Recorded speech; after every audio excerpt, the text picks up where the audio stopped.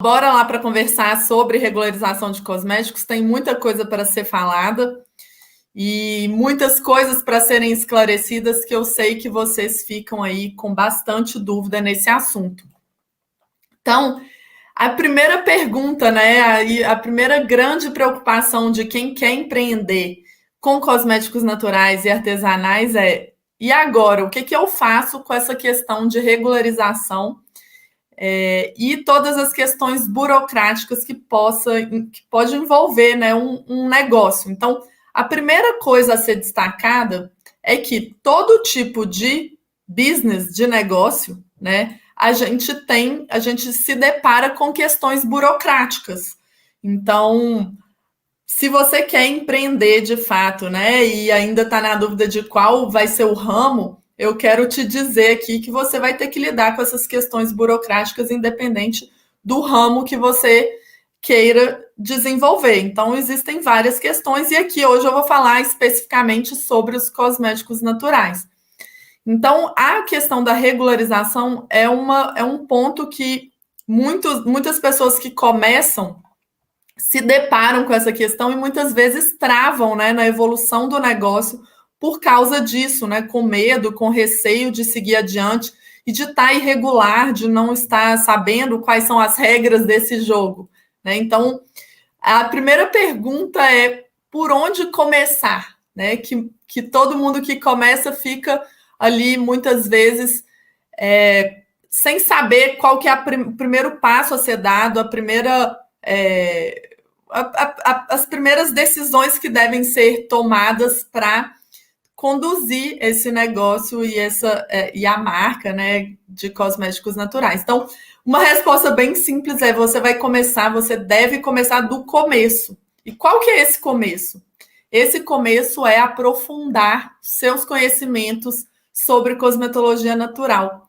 E ao longo dessa aula você vai entender o porquê que esse começo parte daí, né? Porque eu vou falar das formas que a gente tem de regularizar e aí vocês vão entender exatamente. Segura isso aí, né? Que para vocês entenderem a fundo como que isso vai se dar ao longo aí da trajetória do início de quem quer começar uma marca de cosméticos naturais. Depois, ao longo desse processo, né, de aprofundar os conhecimentos sobre cosmetologia, lembra que isso tudo é uma engrenagenzinha, né? Tá tudo interligado. Então, na medida que você começa a aprofundar os conhecimentos sobre cosmetologia natural, várias questões vão surgir na sua cabeça, né?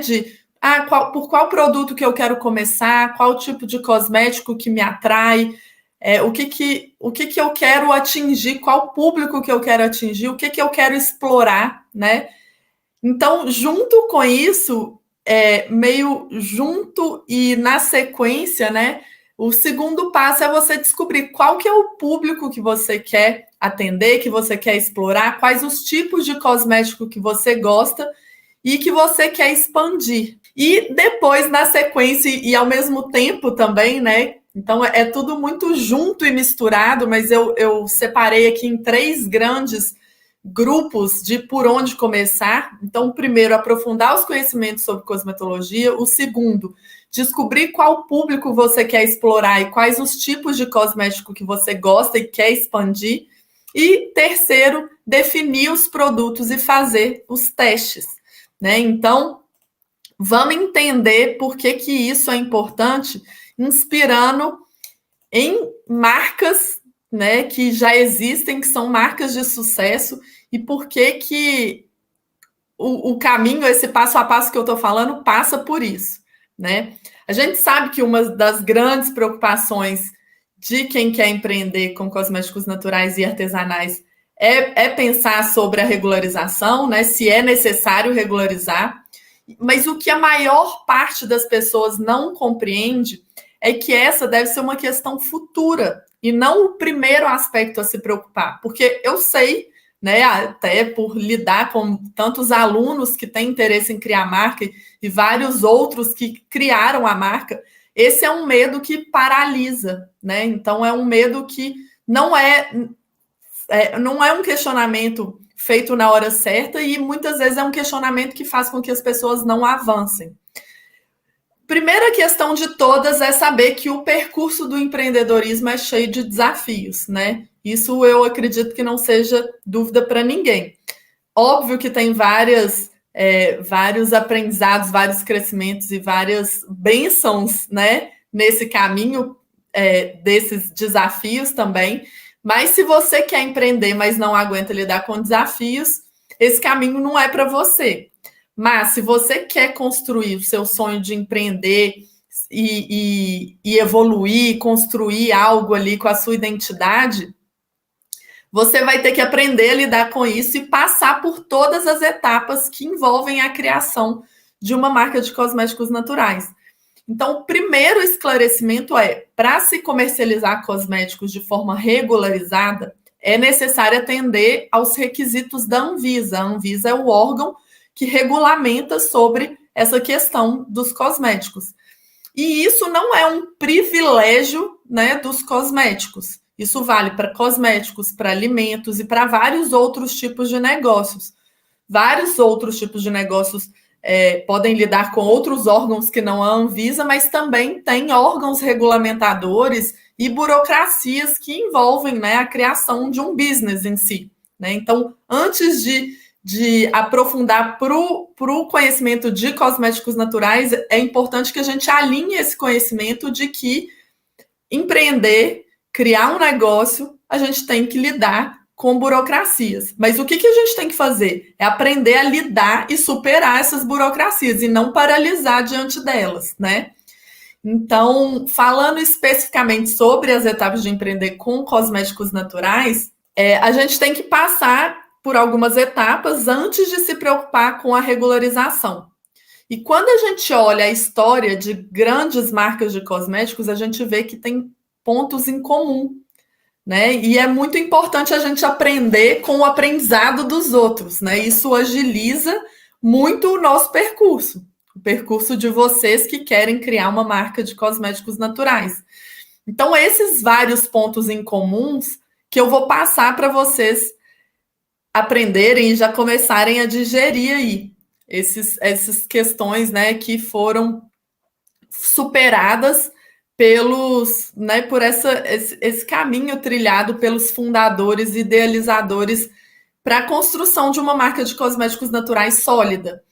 Então, o aspecto principal de vários desses empreendedores, né, essas pessoas que criaram marcas de cosméticos naturais que hoje são sólidas e grandes, foi começar pequeno.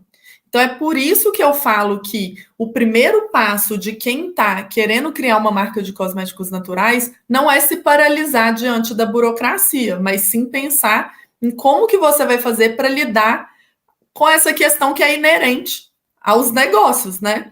Então, começar pequeno, aprofundar, né, os conhecimentos sobre cosmetologia natural, sobre cosmetologia de uma forma geral e sobre cosmetologia natural que a gente ensina aqui diariamente, né?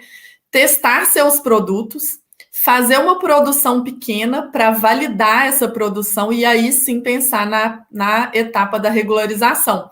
E calma que eu vou falar aqui os meios que a gente pode trilhar aí para resolver e solucionar essa questão burocrática. Então, antes da gente ficar desesperado ou paralisado pensando nessas exigências de regularização, vamos direcionar, né, o conhecimento para a cosmetologia natural para criar os melhores produtos para posterior expansão.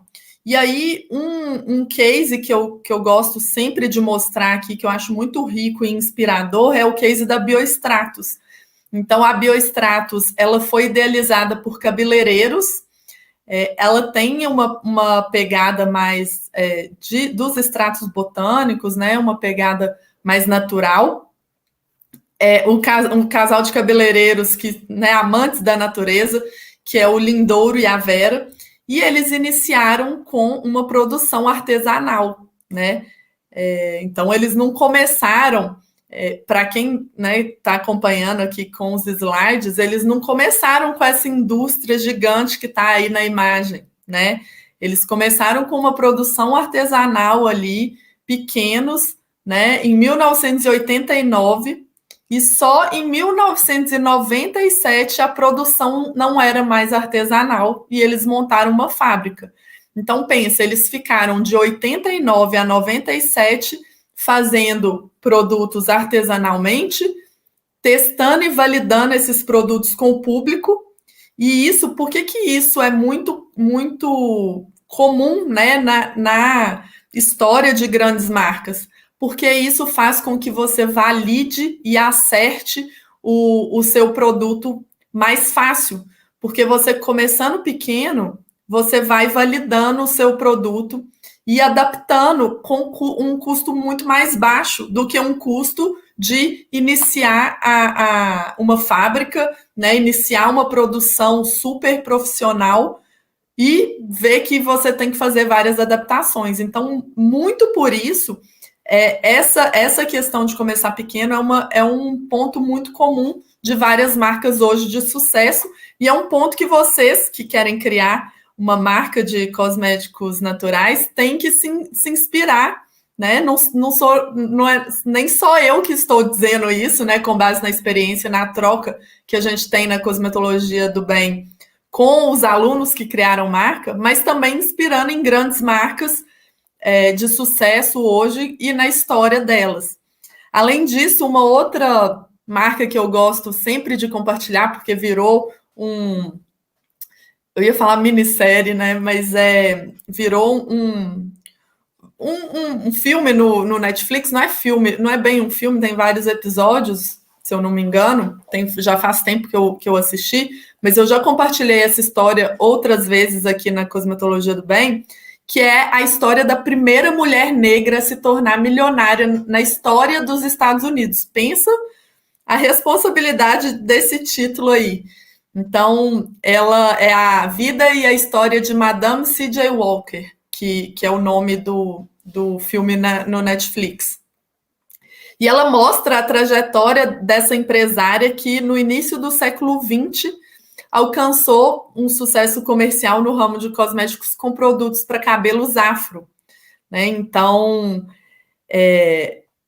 um case mega de sucesso, né? Quem não assistiu, eu super recomendo assistir, que já é um case de empreendedorismo, de sucesso, que está relacionado com cosméticos, super legal e inspirador. E quais foram as principais lições, né, desse case?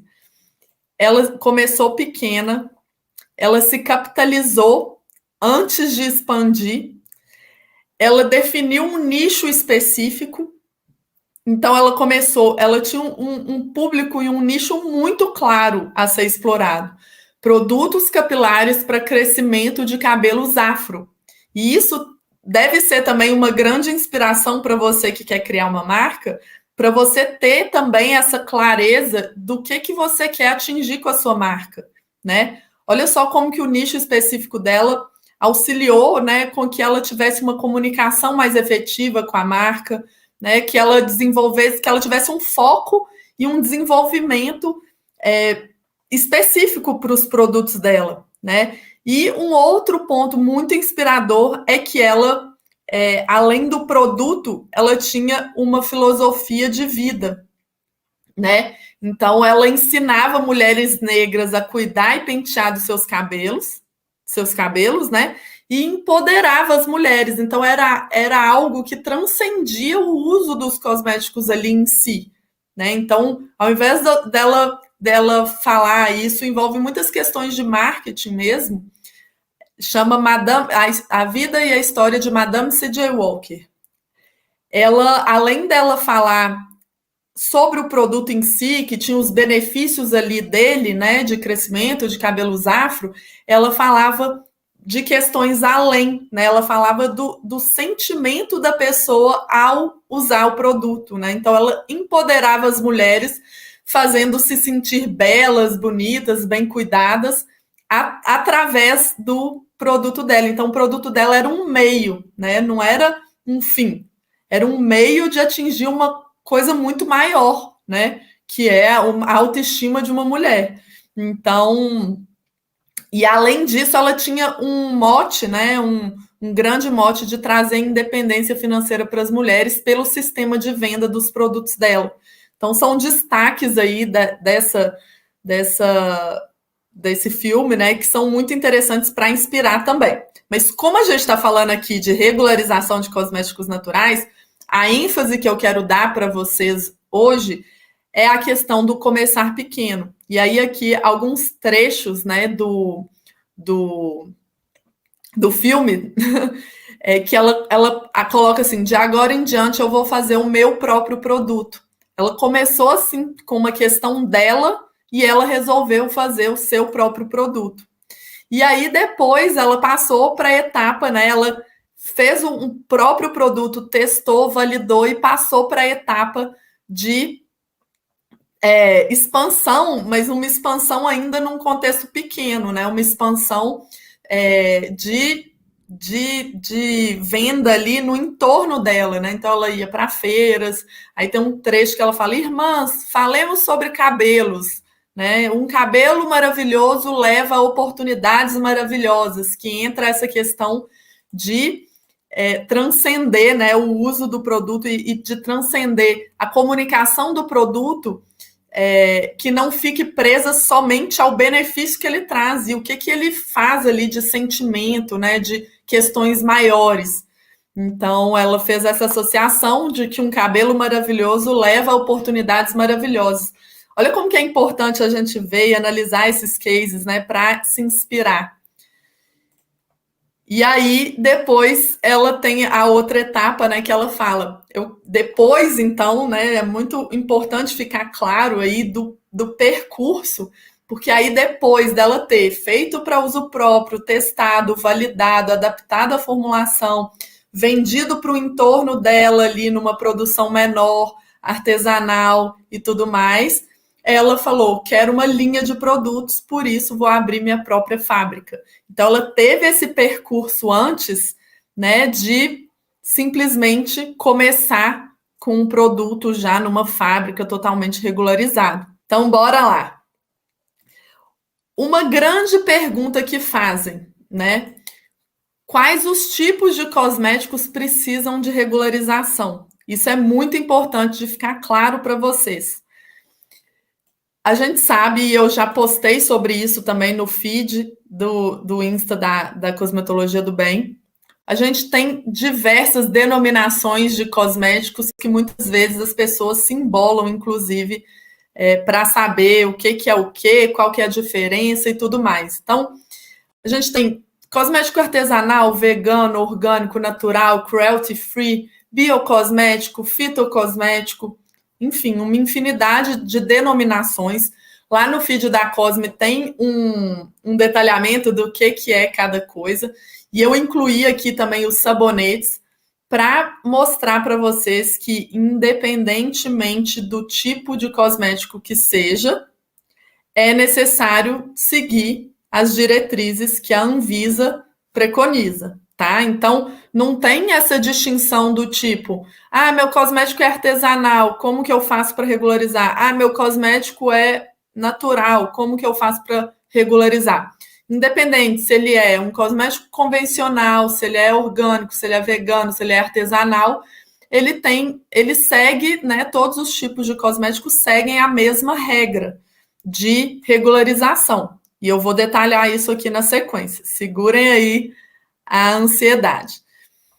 Um ponto muito importante, né, de vocês terem um entendimento claro, e que eu acho que ao mostrar essa história mais detalhada da Madame C.J. Walker, é que a gente tem um mundo real e a gente tem um mundo ideal, né?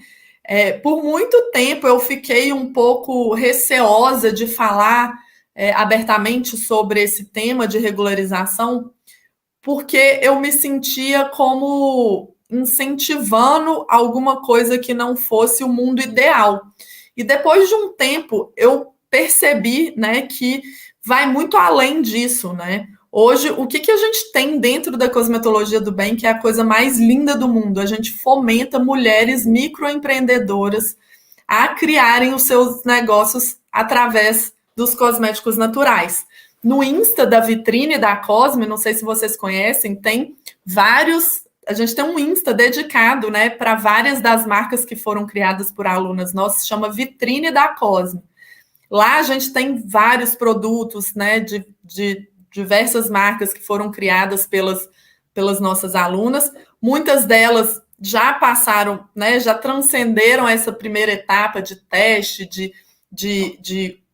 do começar pequeno, né, já expandiram, já estão maiores, mas eu quero antecipar aqui para vocês algumas questões nesse comparativo entre mundo real e mundo ideal, né? A gente sabe que começar um negócio envolve vários desafios, né? Mas estão aí os cases de sucesso de grandes marcas e como que eles começaram. Ninguém começa grande, maravilhoso, cheio de dinheiro para gastar, com né, com uma conta recheada para investir em trocentas coisas dentro da marca, né? Isso já é mais do que sabido.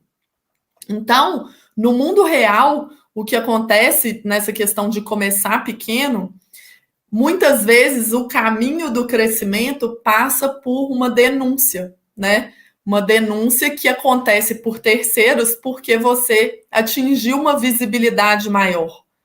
Então, é isso que acontece.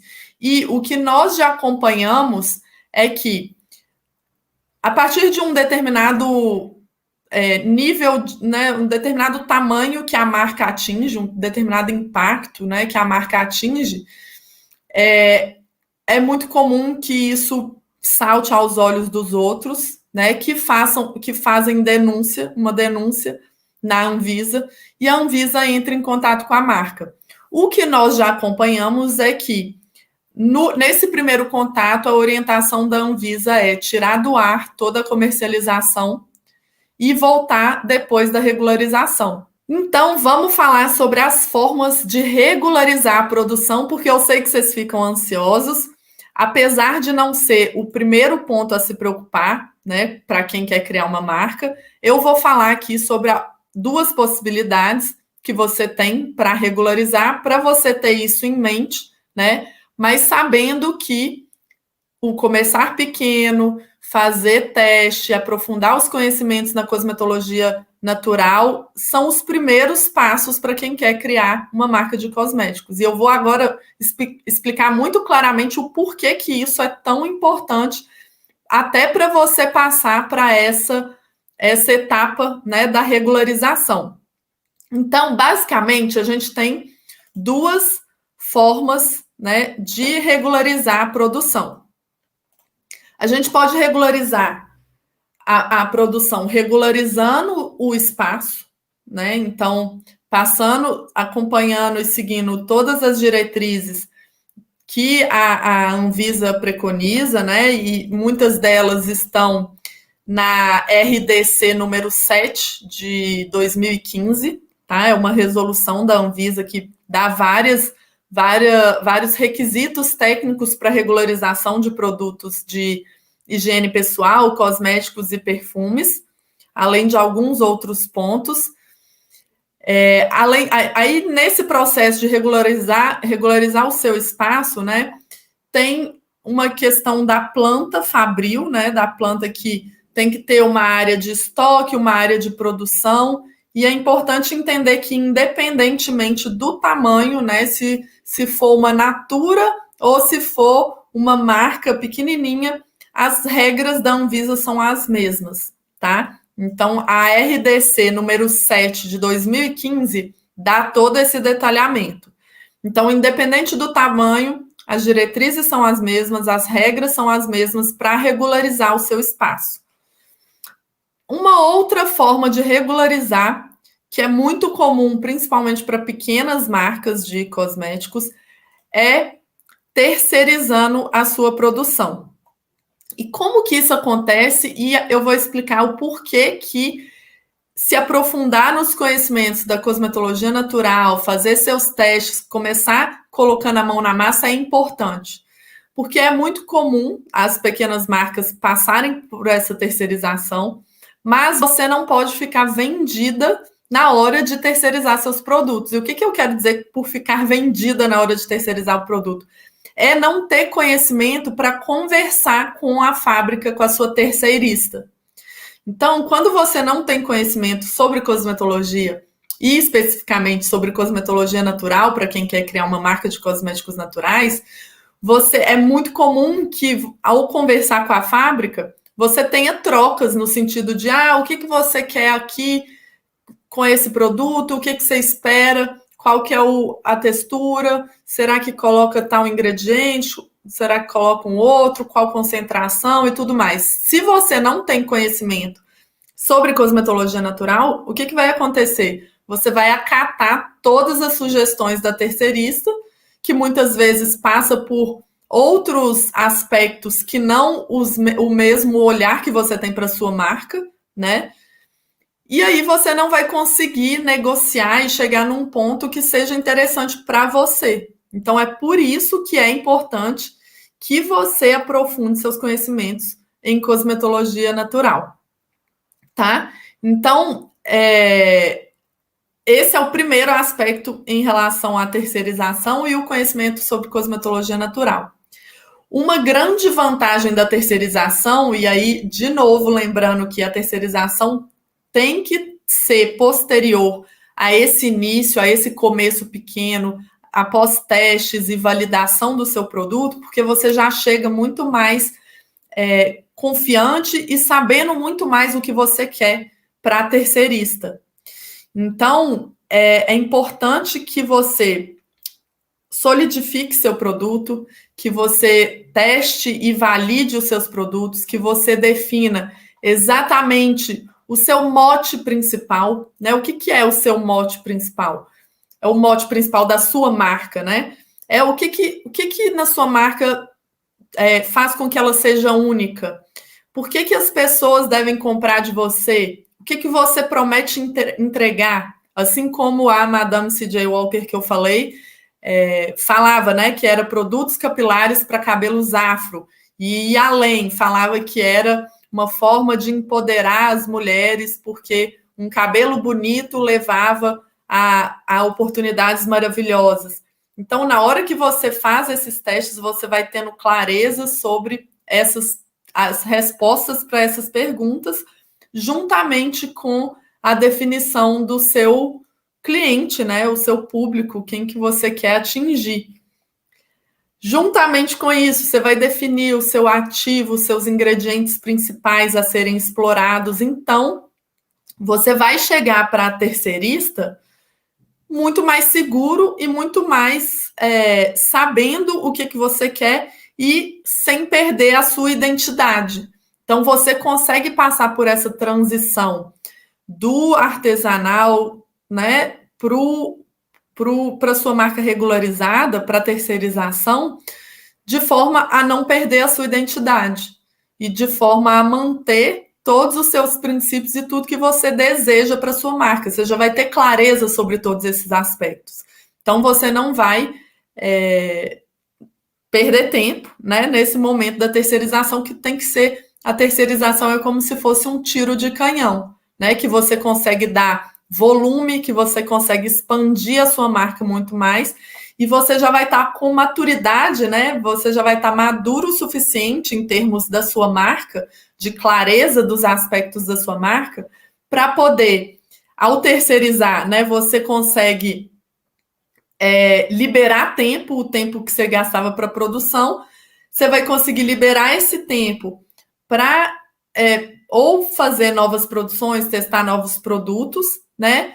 Mas para também explorar as outras questões da marca, né? A divulgação dos produtos, a parte do marketing e da venda.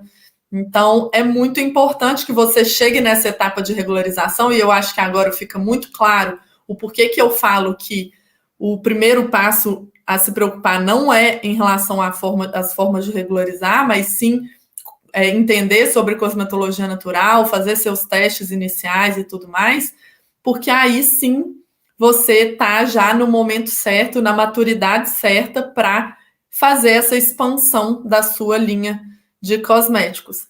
E a terceirização é uma forma também de você conseguir liberar tempo, como eu falei, né? E uma outra dúvida que muitas pessoas têm nesse percurso aí, nessa questão de regularização. É necessário ter um responsável técnico? E aí vem uma outra reflexão muito importante, né? E aí aqui eu também vou compartilhar alguns cases de marcas grandes hoje em relação à formação dos seus fundadores, que aí vocês mesmos vão tirar a própria conclusão, né? Então a gente tem aqui o caso da Avon, que foi fundada em 1886. Eu fiquei até surpresa com o ano de fundação, eu achava que era um pouco mais recente. É uma marca que atua em mais de 100 países, uma empresa americana que o seu fundador era vendedor de livros, ele vendia livros de porta em porta. Quem quiser aprofundar, vale a pena pesquisar sobre essa história, o detalhe dela, né? Mas ele vendia livros e começou a dar brinde, se eu não me engano, era perfume de brinde, e de repente o negócio dele virou porque ele viu tanto que o mercado de cosméticos era um mercado bom de ser explorado. Então, o que começou com a venda de um livro, com um brinde de cosmético, virou o jogo, né? E ele era vendedor de livros e não tinha formação na área. Um outro case importante que eu gosto de compartilhar é o case da L'Occitane, né? A L'Occitane é uma empresa francesa, ela atua em 90 países e o seu fundador, ele formou em literatura. Ele começou com óleos essenciais e se expandiu para sabonetes em barras e depois para cremes corporais, tudo inspirado na natureza. Então, é um outro ponto, né? Um outro case que eu gosto muito de compartilhar. E o outro case mais pertinho, né, que é de uma empresa brasileira, que muitos de vocês devem conhecer, que é a Simple Organic, que é uma empresa que foi fundada em 2016 por uma publicitária, e é a maior franquia de cosméticos orgânicos, veganos e sustentáveis. Então, vocês podem perceber, né, que em relação à formação, a gente tem marcas grandes e consolidadas que os fundadores não têm formação na área, e aí entra a questão do responsável técnico, né? Na hora que você terceiriza a sua produção, o responsável técnico da produção, ele está na fábrica que terceiriza. E sim, ele tem que ter uma formação ou em química, ou em farmácia, ou em engenharia química, tá? Mas isso não é um impeditivo para você criar a sua marca por você não ter formação na área. Vide esses casos aí, esses cases de marcas grandes e consolidadas no mercado.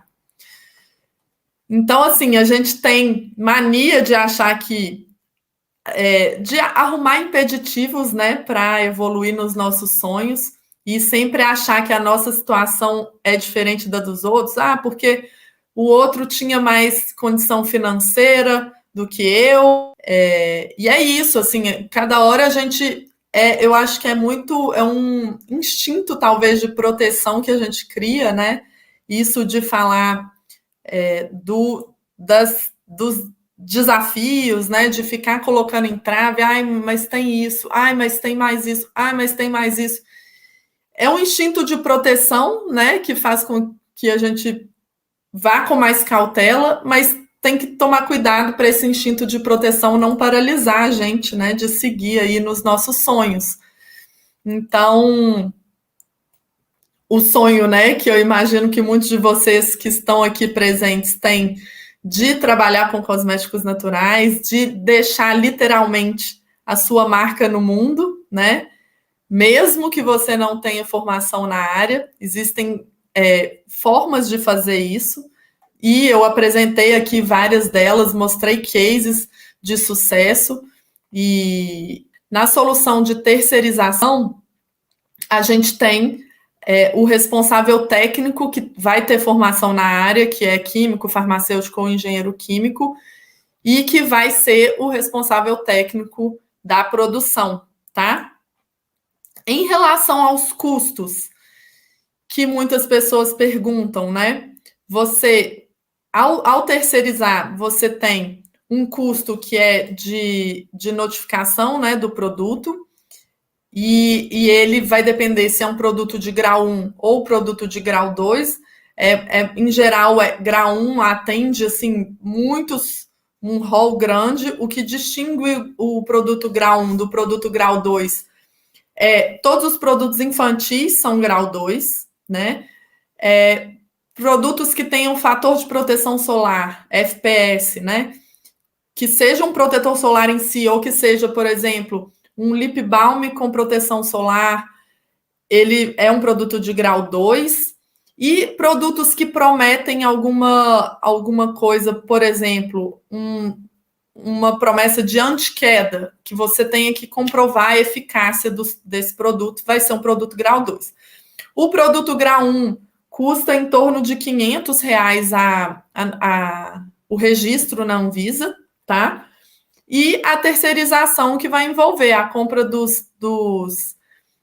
das matérias-primas, né? E o ganho da terceirista, né? E aí, obviamente, quanto maior a sua produção, menor o custo unitário daquele produto que você vai fazer. E muito por isso também, reforçando a minha ideia do começar pequeno, de solidificar a sua marca, né, de ter clareza sobre o seu público e tudo mais, você já vai chegar também mais madura e com uma clientela maior, né, com uma forma de vender mais consolidada. E muito por isso é uma outra etapa, essa etapa da regularização, seja via terceirização, seja via regularização de um espaço. Por fim, uma coisa que eu queria que vocês lembrassem é que coisas grandes começam pequenas. Que começar pequeno não seja um motivo para vocês desistirem de criar coisas impactantes, grandes, né? E solidificar aí o sonho de vocês.